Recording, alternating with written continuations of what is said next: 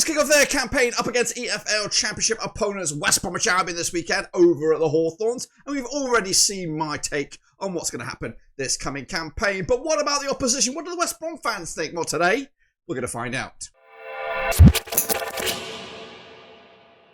That's right, folks, back once again with another video. Today we take a look at the latest news. Of course, it is West Bromwich Albion's point of view. What do they think will happen this coming match day as, of course, the EFL Championship season gets on to a fantastic start? Who, of course, will get the win?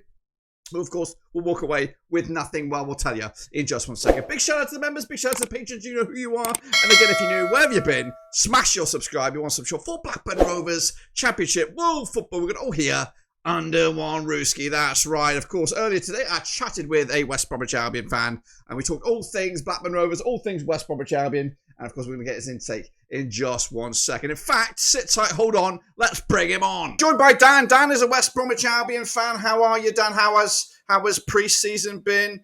And maybe for my small corner of the YouTube universe, tell them a little bit about yourself. Yeah, sure. Pleasure to be here, Dirk, first of all. Pre-season has been steady, I think. From a transfer perspective, I think we started off the window really busy. We've spent some money, brought in 3 players in George Campbell, Hegerber and Nat Phillips. Key areas on the pitch, but I think it's kind of gone a little bit quiet now. It seems like the club have got to kind of sell to bring in some more bodies. In terms of actual pre-season results, it's been very hit and miss. We've had a few poor results with defeats against Blackpool and Lincoln, and then we beat Rayo Vallecano over the weekend. But I mean, you can't really look too much into pre-season results. I think last season we had a similar kind of record in pre-season, and I think we started the season winning 4 out of our first 5. So it's always a difficult one. You kind of want to get wins over pre-season. You want the boys to be kind of looking sharp, but you can never look at it too deeply, I don't think. But yeah, excited for the season. It's come around very quickly. It has come around very quick. In fact, it's come a little bit too quick for me. I think I would have preferred another week, I think, for myself. But over the course of the summer, you guys did hire Ryan Mason, young coach, of course, formerly of Spurs. I think he was in charge of them for a couple of games as well. What's the reaction been like to his hiring? And what have you seen so far from pre-season in his style of play? Yeah, sure. I suppose a little bit of the backstory is that we obviously lost Corberan last season. Really respected manager, very known for getting the best out of his players. Kind of squeezed a lot out of our squad. We were really kind of not cemented, but we were quite well in the playoff picture. He obviously went to Valencia. I think everyone kind of known that was a lot of teams looking at him, and I don't think any Albion fan would kind of question him over going to Valencia. We then brought in Mowbray, obviously previously at West Brom, previously at yourselves as well. And I think the thinking at the time was that Mowbray was going to come in and it'd be very attacking. We had a lot of players in like Fellows, Johnston, Grand, who we thought would kind of really work well in a Mowbray team. We then, on deadline day, brought in Adam Armstrong as well, and you're thinking, wow, we've got some attacking prowess here. It didn't work at all. We just couldn't get the best out of the players. The results were very bad. So I think the club kind of went to the drawing board a little bit and thought, let's go for a bit of a different profile. Let's look for a younger manager. I think it was a difficult one because I don't think the club were in a position where we could bring in a manager with compensation, so a manager that was already at a club. But yeah, I think Ryan Mason, it's a difficult one. It's exciting, but there's just a lot of unknowns with it. I think that's from Albion fans and football fans in general. I don't really think anybody knows that much what we're going to kind of see from a Ryan Mason side. But look, I think it's really exciting. We've seen a few managers over the past years, the likes of Rossinia, people like that, who have kind of been at the start of their managerial career and done really well. So hopefully Ryan Mason can kind of follow in that same breath. Yeah, and of course you did touch on it a little bit earlier. Bit of transfer movements early doors. You spent a bit of money on a Scandinavian guy up top, Hegbo, I believe. A lot of numbers been thrown at him, like comparing him maybe to a Haaland. What's the expectations for him coming into the season? I was trying to look at your roster there of forwards. You've got Daryl DK, another fan of Valerien Ismael back at Barnsley, and of course when he was your own coach, he brought him in as well, and he's been a bit of an injury nightmare. And is all the responsibility going to be on this new guy, or what's the outlook? I mean, yeah. If you'd have asked me a month ago, I'd have said that our strike force is looking really promising. Bringing in Hegerberg, who looks young. He's got a pretty decent goal record in Norway, and I think it's one of those players where if he does well, the value on him is going to increase quickly. So I think that's kind of what the club are looking at. Josh Madger as well. I think if he hadn't have got injured last year when he did and missed the second half, I think he could have really got close to 20 goals for the season. He was our kind of main man up front, and really doing well for us at the start of the season. And then Daryl DK is, yeah, it's such a difficult one. We can all see that he's got the talent and got the ability to really do well in this league, but just keeps getting injured. And unfortunately, he's got injured again, so he's not going to be back until September. So yeah, Hegerberg is probably going to have to lead the line a little bit towards the start. I don't know whether that's a good thing. It's always a weird one with a striker. You kind of want them to get that first goal quite early on, so it's kind of not hanging over them with like when are they going to hit the back of the net. Madger is. I don't think he's quite ready yet. I don't think he'll probably start a game anytime soon. So we probably won't see him starting until kind of after August as well. But yeah, again, it's probably similar to Ryan Mason. It's a little bit of an unknown. You're just kind of hoping that it works. Yeah, and from a Baggies point of view, what is the expectation this season under Ryan Mason? Of course, first season for him as the main man. Is it promotional bust, or is it sort of just find your feet for the first season, give it a good go, and then see what happens next campaign? Yeah, I think we really need to get in the situation of kind of keeping hold of the manager, not jumping from manager to manager. So I think the expectation across the fan base has kind of changed now. If you'd have probably asked us 5 years ago, it was always kind of we have to be in the playoffs, we have to be in that promotion race. I think the reality is now that we're firstly financially we're not the same as we were many seasons ago, and we are kind of in that transition of kind of changing the age of the squad, looking at different profiles of players. So I think ideally we want to be in the playoff race, whether that's kind of from that kind of 7th to 10th position. I think you want to be in and amongst it. But if we're not, and if we're kind of mid-table to kind of lower mid, then I don't think that's kind of like Ryan Mason has to go. I think the worst is if we are looking like we're in a relegation fight, then there's massive question marks. But I think we really do need to give Ryan Mason time and kind of let him develop the squad and develop his own style as well. There's going to be mistakes this season. It's his first management job in one of the hardest leagues in the world. And I mean, it's looking as competitive as ever this year, especially with the three that have come up.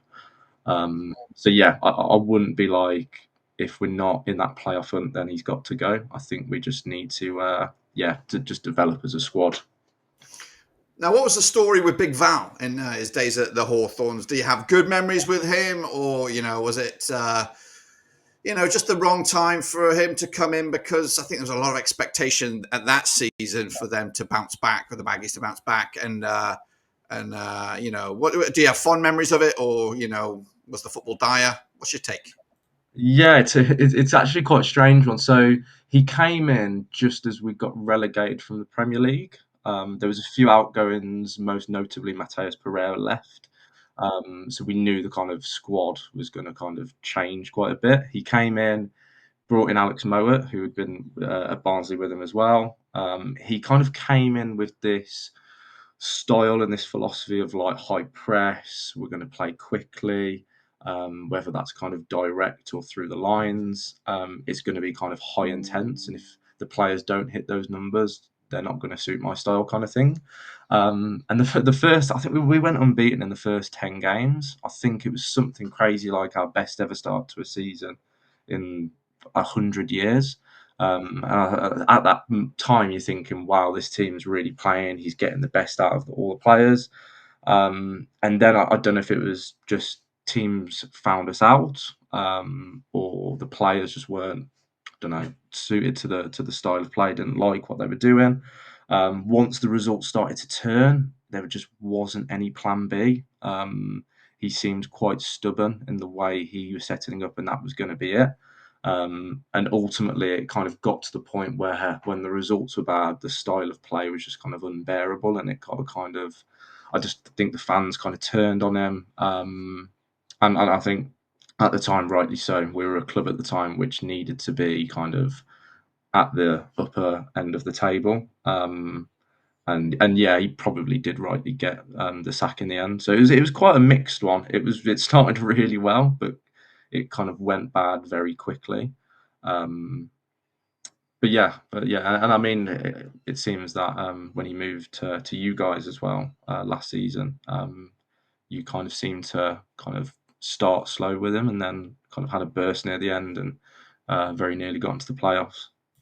Yeah, it was a little. I think if he picked a result earlier at the start of his managerial stint, we could have done it. But hey, we'll see. We'll see how it goes. So switching back over to this coming game, what are you expecting from the Baggies? Do you expect a tight game? Do you expect something loose? Do you expect many goals? Or what's your hopes for kickoff against Rovers?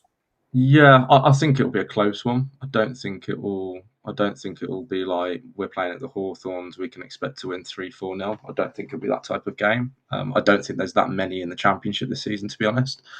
Funnily enough, I looked at the lineups earlier from the game last season when we played you at home, when you beat us 2-0, and I don't actually think the lineup will be too dissimilar from that. I probably think there'll only be three players different. So I think the goalkeeper, Wildsmith, played last year. It'll probably be Griffiths in goal. Holgate was at the back. He now has left, so I think that Nat Phillips will naturally come in. And then probably the only other change will be up front in Hegerber. So there won't be too much change. It'll probably be more of a style of play, maybe, and kind of fit into Ryan Mason's approach. But yeah, I think if this game was away, if it was at Ewood Park, I'd be really happy to take a point. With it being at the Hawthorns, I think we need to. I think the fans will be wanting to get 3 points. From a Blackburn Rovers point of view, for us, our fans, who should we be worried about the most from a West Brom, side of things? Who's the danger man? Who's the guy going to get West Brom fans off the seats? Who is the key man maker, sort of playmaker, sort of thing? Yeah, there's probably two that springs to mind. I think naturally the person you probably think of first is Tom Fellows. Was a real kind of standout player for us last year, through his assists. Kind of a bit more older school winger, likes to beat his full back, get crosses into the box, which was hugely effective for us last year.